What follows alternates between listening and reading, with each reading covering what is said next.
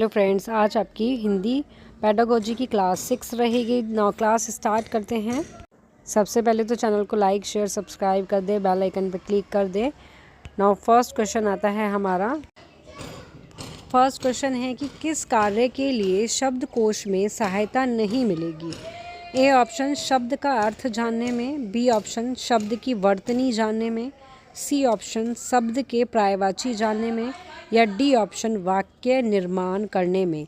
तो किस कार्य के लिए शब्दकोश के बारे में बात हो रही है, शब्दकोश में सहायता नहीं मिलेगी। आंसर होगा इसका, तो इसका करेक्ट आंसर हो जाएगा आपका वाक्य निर्माण करने में, कि वाक्य निर्माण में क्या है, सहायता नहीं मिलेगी आपकी। क्यों? क्योंकि जो शब्दकोश में क्या होता है, आपको शब्द का अर्थ मिल सकता है, ठीक है। उससे क्या होता है, सही वर्तनी का पता चल सकता है। उसके समानार्थी शब्द, जैसे हम कहते हैं पर्यायवाची भी दिए हो सकते हैं। हालांकि क्या होता है कि जो ये शब्द होते हैं, शब्दों का उपयोग करके सही प्रभावी ढंग से वाक्य बनाना जो है, एक तरह से उपयोगकर्ता के जो भाषाई ज्ञान जो होता है, ठीक है, उसके रचनात्मकता पर निर्भर करता है।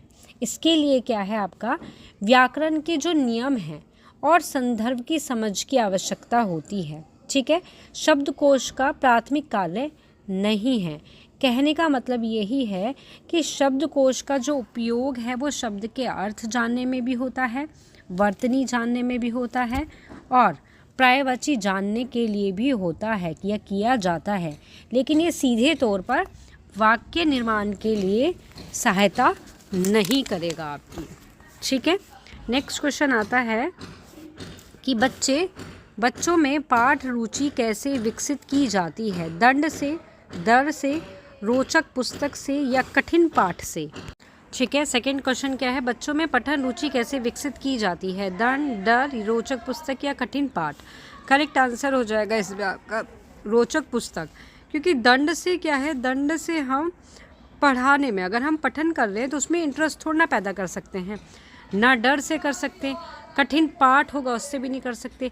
जो रोचक पुस्तकें होती हैं आपकी, क्योंकि रोचक पुस्तक में क्या होता है, उनकी पसंद की क्या है, उनकी पसंद की रोचक किताबें चुनें, उन्हें खुद चुनने की आज़ादी दें, पढ़ने का समय निर्धारित करें उनके लिए, या फिर किताबों को उपहार में दे दें बच्चों को। कहानी का रोल प्ले चर्चा के ज़रिए इंटरएक्टिव बनाएं, ताकि पढ़न में एक मज़ेदार गतिविधि लगे, ना कि उनको बोझ लगे। माता पिता जो पेरेंट्स जो होते हैं, उनको और शिक्षक को खुद पढ़ना और उनकी प्रशंसा करना भी बहुत महत्वपूर्ण होता है। रुचि के बारे में यही है आपका कि बच्चों की उम्र और पसंद के अनुसार उनको किताबें दें, कि जो रोचक किताबें हैं यही क्या है, पाठ में क्या है, रुचि विकसित कर सकती हैं। नेक्स्ट क्वेश्चन आता है। नेक्स्ट क्वेश्चन है कि भाषा सीखने में शिक्षक को क्या करना चाहिए, केवल पढ़ाना, बोलने से रोकना, अवसर उपलब्ध कराना, या डराना।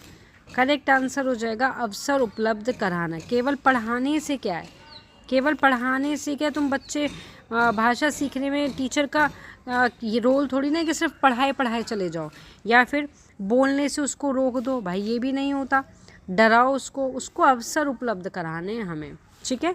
तो ये हो गया। नेक्स्ट क्वेश्चन आता है, भाषा शिक्षण में निरंतर मूल्यांकन क्यों आवश्यक है, अंक बढ़ाने के लिए, प्रगति जानने के लिए, तुलना के लिए, या फिर भय के लिए। तो इसका आंसर होगा आपका, तो इसमें चारों ऑप्शन जो हैं, जो अंक बढ़ाने के लिए आपका, तो इसका करेक्ट आंसर हो जाएगा आपका प्रगति जानने के लिए क्या है, निरंतर मूल्यांकन आवश्यक होता है आपका भाषा शिक्षण में। नेक्स्ट क्वेश्चन आता है आपका शब्द भंडार का संबंध किससे है, वाक्य, वर्ण, शब्दों की संख्या, या फिर ध्वनि। आंसर होगा इसका, ठीक है, इसका आंसर हो जाएगा आपका शब्दों की संख्या। क्यों? क्योंकि ये किसी व्यक्ति के द्वारा जो भी ज्ञात या फिर जो भी यूज़ में किए जाने वाले शब्द है, उसकी जो कुल संख्या को क्या करता है, संदर्भित करता है। जो उनकी भाषा की जो प्रवीणता है उसका एक प्रमुख माप होता है, जबकि ध्वनि से इसका सीधा संबंध नहीं होता। क्यों? क्योंकि ध्वनि केवल शब्दों के उच्चारण का एक पहलू होती है। तो इसका करेक्ट आंसर हो जाएगा आपका C option. Now next question आता है आपका, नेक्स्ट क्वेश्चन आता है बच्चों की मातृभाषा को कक्षा में क्यों अपनाना चाहिए। फर्स्ट ऑप्शन आता है समय बचाने के लिए, सेकंड ऑप्शन आता है समझ आसान बनाने के लिए, थर्ड ऑप्शन आता है भ्रम पैदा करने के लिए, डी ऑप्शन आता है कठिनाई बढ़ाने के लिए। इसका करेक्ट आंसर हो जाएगा आपका समझ आसान बनाने के लिए, क्योंकि समय बचाने के लिए मातृभाषा को कक्षा में थोड़ा ना अपनाया जाता है, या भ्रम पैदा करने के लिए भी नहीं, कठिनाई को बढ़ाने के लिए भी नहीं। तो करेक्ट आंसर क्या होगा कि समझ आसान बनाने के लिए बच्चे की मातृभाषा को कक्षा में अपनाना चाहिए। ठीक है, नेक्स्ट क्वेश्चन आता है, नेक्स्ट क्वेश्चन इज़ है कि भाषा अधिगम की प्रक्रिया में क्या शामिल है। केवल सुनना और बोलना, व्याकरण के नियम सीखना और संचेत प्रयास करना, सी अनुकरण और दोहराना, या डी केवल कहानी सुनना। तो केवल आ गया, ये तो इनकरेक्ट हो गया, केवल हो गया, ये इनकरेक्ट हो गया। अब इन दो ऑप्शन में से एक ऑप्शन ढूंढना है आपको। भाषा अधिगम मीन्स भाषा सीखने की प्रक्रिया में क्या शामिल है आपका, अनुकरण और दोहराना, या फिर व्याकरण के नियम सीखना, सचेत प्रयास करना। तो करेक्ट आंसर इसका हो जाएगा आपका बी ऑप्शन, क्योंकि आपका जो व्याकरण के नियम को सीखना आपके और सचेत प्रयास करना, मतलब कि ये एक जागरूक प्रक्रिया है जहाँ पर क्या होता है कि व्यक्ति पढ़ना, लिखना और व्याकरण के नियम जैसे कि आपके वाक्य संरचना हो गया, काल हो गया, लिंग हो गया, वचन हो गया, को व्यवस्थित तरीके से क्या है सीखते हैं। नाउ नेक्स्ट क्वेश्चन आता है, नेक्स्ट क्वेश्चन आता है भाषा अर्जन और अधिगम के बीच मूलभूत अंतर क्या होता है। अर्जन प्रयास होता है, अधिगम में नहीं। अर्जन स्वाभाविक और अधिगम सचेत प्रयास होता है, दोनों ही विद्यालय में होते हैं। अर्जन में नियम होते हैं, अधिगम में नहीं। तो इसका करेक्ट आंसर हो जाएगा आपका बी ऑप्शन, कि जो आपका अर्जन होता है, अर्जन है वो क्या है, वो एक स्वाभाविक है, जबकि आपका जो अधिगम है वो सचेत और प्रयासपूर्ण होता है। कि अर्जन जो होता है वो स्वाभाविक है, सीखना क्या है एक तरह से प्रयासपूर्ण है। प्रयासपूर्ण क्या है, प्रयास होकर हम क्या है किसी भी चीज़ को अधिगम कर सकते हैं। ठीक है, नेक्स्ट क्वेश्चन आता है, नेक्स्ट क्वेश्चन है कि एक बच्चा जब अपनी माँ से घर पर हिंदी बोलना सीखता है तो वह किसका उदाहरण है। भाषा अधिगम, भाषा अर्जन, द्वितीय भाषा अर्जन, या भाषा प्रतिमान। आंसर होगा इसका, तो करेक्ट आंसर हो जाएगा आपका भाषा अर्जन। क्यों, जो कि आपकी लैंग्वेज एक्विजिशन होता है वो इसलिए है क्योंकि ये एक स्वाभाविक और अनौपचारिक प्रक्रिया होती है, जो हम क्या है अपना जो इन्वायरमेंट होता है, वातावरण है हमारा, ठीक है, जो हमारा परिवार होता है, जो हमारी फैमिली होती है, ओके, फैमिली के जो सदस्य हैं उनके साथ बातचीत से होती है। ना कि ऐसा नहीं है इसमें कि ये औपचारिक है, स्कूल में व्याकरण के नियम के माध्यम से ही सीखी जाती है। नो, ये बच्चे की पहली मातृभाषा होती है जिससे वह स्वयं ही सीख लेता है आपका। ठीक है, ठीक है, नेक्स्ट क्वेश्चन आता है आपका कि भाषा की कक्षा में मानचित्र का उपयोग क्यों किया जाता है। विद्यार्थी को कविता सिखाने में, विद्यार्थी को दिशा ज्ञान भौगोलिक जानकारी देने में, विद्यार्थी को केवल लिखने में, विद्यार्थी को चुप कराने में। तो इसका करेक्ट आंसर हो जाएगा आपका विद्यार्थी को दिशा भौगोलिक जानकारी देने में भाषा की कक्षा में जो मैप होता है उसका उपयोग किया जाता है। क्योंकि क्या होता है कि मानचित्र से मिलने वाली जो भी भौगोलिक जानकारी होती है, भौगोलिक लाइक आपका हो गया इसमें, जैसे कि आपके नदी हो गई, ठीक है, आपके पहाड़ हो गए, ओके, शहर हो गए। कविताएं या कहानी में चित्रित दृश्य को ठोस बनाती हैं आपकी, ठीक है। इसीलिए इसका जो करेक्ट आंसर होगा वो बी ऑप्शन रहेगा। केवल कविता सिखाने के लिए भी नहीं होता, लिखने के लिए भी नहीं, चुप कराने के लिए भी नहीं। तो करेक्ट आंसर जो करेक्ट और बेस्ट आंसर है वो होगा इसका आपका बी ऑप्शन, ठीक है। नेक्स्ट क्वेश्चन आता है आपका, नेक्स्ट क्वेश्चन आता है हमारा, भाषा बालक भाषा को अनायास ही सीखता है, यह कथन भाषा शिक्षण के किस सिद्धांत से संबंधित है।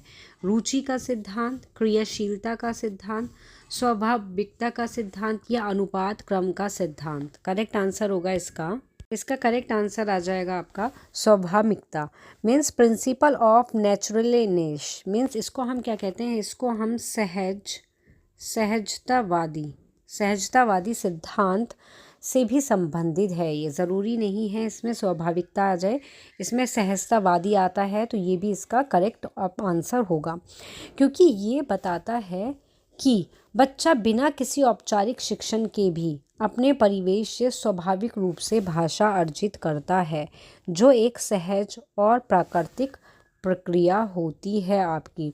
ये बताता है कि भाषा जो है वो एक क्या है, स्वाभाविक क्रिया है जिसे सुनकर, समझकर, अभ्यास द्वारा ग्रहण किया जाता है, ठीक वैसे ही जैसे बच्चा अपनी मातृभाषा को सीखता है। ठीक है, नेक्स्ट क्वेश्चन आता है कि भाषा सीखने में बालक की रुचि, सीखने की गति वृद्धि के लिए कौन सा सिद्धांत महत्वपूर्ण है? समवाय सिद्धांत, रुचि का सिद्धांत, व्यक्तिगत विभिन्नता का सिद्धांत या फिर मौखिक कार्य का सिद्धांत? आंसर होगा आपका, तो इसका करेक्ट आंसर हो जाएगा आपका ए ऑप्शन की जो आपका समवाय का सिद्धांत है। ये क्या है, महत्वपूर्ण होता है, जो क्या करता है, भाषा को स्वाभाविक और आनंदमय और व्यवहारिक बनाकर बालक को अनुकरण, दोहराव, निरंतर और बातचीत के माध्यम से सीखने के लिए प्रेरित करते हैं, जिससे वह जल्दी और प्रभावी ढंग से भाषा को क्या है, सीख लेते हैं।